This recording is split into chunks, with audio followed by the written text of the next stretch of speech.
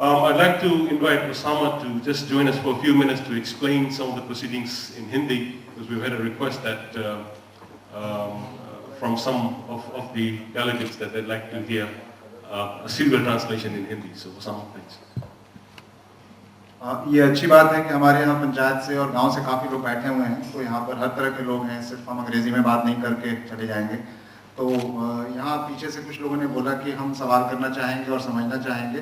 तो डीके जैन साहब पंचायत के सेक्रेटरी होने के नाते इन्होंने बताया कि क्या क्या परेशानियाँ वहाँ होती हैं, क्या क्या हमारी जिम्मेदारियाँ हैं।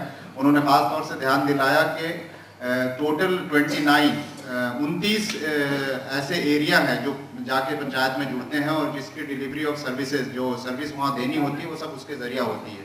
यहाँ तक कि तकरीबन 1 लाख करोड़ का जो बजट है इंडिया में डिफरेंट हेड में, वो जो है वो सब पंचायत के थ्रू ही डिलीवर होता है। तो ये तभी ठीक से हो पाएगा जब हम उसके ऊपर अच्छे से मिलकर काम करेंगे, और उसके लिए पंचायती राज ने कुछ कदम उठाया है और कम से कम 15 तरीके के सॉफ्टवेयर बनाए हैं, 12 तरीके के सॉफ्टवेयर बनाए हैं। वो अकाउंटिंग से लेके प्रोजेक्ट मैनेजमेंट से लेके और भी जितने तरह की जो काम की जिम्मेदारी है उनके यहाँ, उस तरह के सॉफ्टवेयर बने हुए हैं।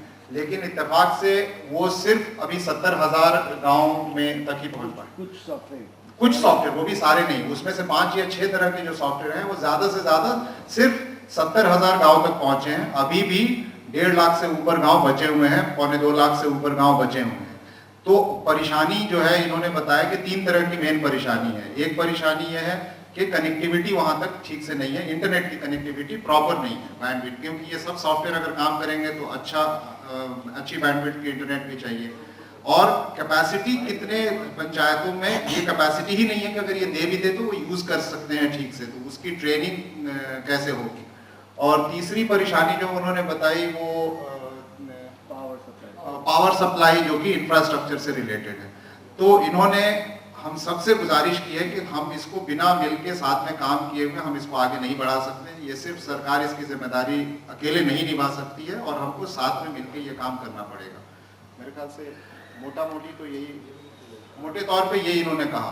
तो आगे जो है अब जो बाकी चर्चा जो होगी कि नेपाल में कैसे कनेक्टिविटी दी गई है गांव तक और कैसे लोग इस तरह के काम जैसा ये चाहते हैं कि हो, वो कुछ लोग कैसे कर रहे हैं ये दिखाया जाएगा। मेरा एक सवाल है जैन साहब से कि 12 तो सॉफ्टवेयर बन गए, लेकिन ऐसा कोई सॉफ्टवेयर है 10 बजे से 5 बजे तक पंचायत ओपन रहे? क्योंकि सबसे ज़्यादा प्रॉब्लम यही है कि पंचायत में 8-8 दिन ग्राम सेक्रेटरी आता नहीं। और ये दूसरा है कि टेक्निकल सपोर्ट क्या दें, क्योंकि अभी 13 फाइनेंस कमीशन, BRJF, बहुत सारे फंड्स अभी गांव में आ रहे हैं, लेकिन टेक्निकली अगर वो सपोर्ट टेक्निकल नहीं होगा तो प्रॉब्लम है। इसलिए क्या प्लानिंग है? अभी रिस्पॉन्स कर लें, बाद में ये कभी बाद में कर लें या अभी करें? अभी कर लेते हैं। देखिए, एक तो ये जो आपने बताया ना कि पंचायत फंक्शनरीज की अटेंडेंस, ये हमने एक सॉफ्टवेयर जो इसमें बनाया है एक्शन सॉफ्ट, वो ऑनलाइन रिपोर्टिंग के लिए ही है। उसमें टीचर कितने बजे आया, कितने बजे गया, बच्चे कितने आए स्कूल में, कितनों ने खाना खाया, मिड डे मील वाला बता दूँ मैं। और इस तरह की उसमें व्यवस्था की गई है एक्शन सॉफ्ट में। अब हालांकि मैं ये नहीं क्लेम करूँगा कि 100% फुल प्रूफ है, लेकिन मुझे ऐसा लगता है उससे थोड़ा सा चेक होगा उसके ऊपर।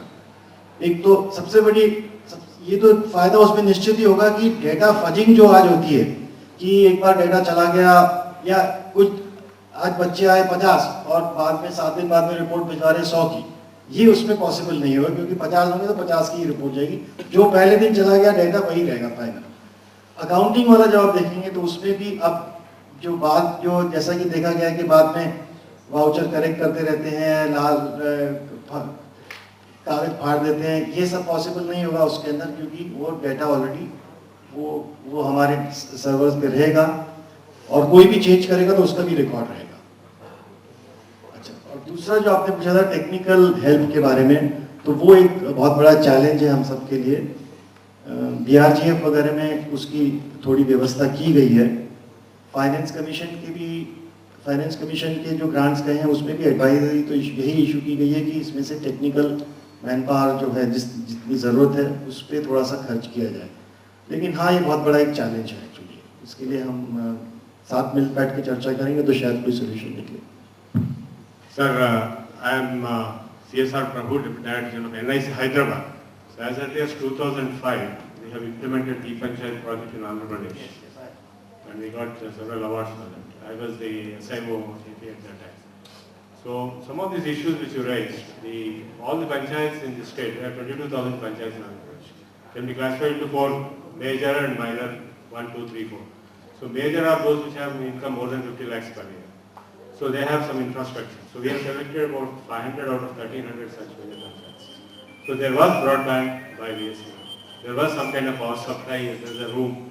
So we prepared the site and installed systems. 8 crores were granted by the state. So then the issue of support, the NIC district centers and NIC, the people who are attached to the NIC district centers by the collector office, some technical support people, they were utilized, and also the vendors, like HCL was supplying these, they were supporting. So we are operationalizing for the last 5 years, this is going on. And many people like Rajarathan Shah and all those people came and saw it, and the international, United Nations Assistant Secretary General saw it and do it. So it is possible, but if the infrastructure is of a reasonable level in the country, but it's below that. I am happy you support what I say.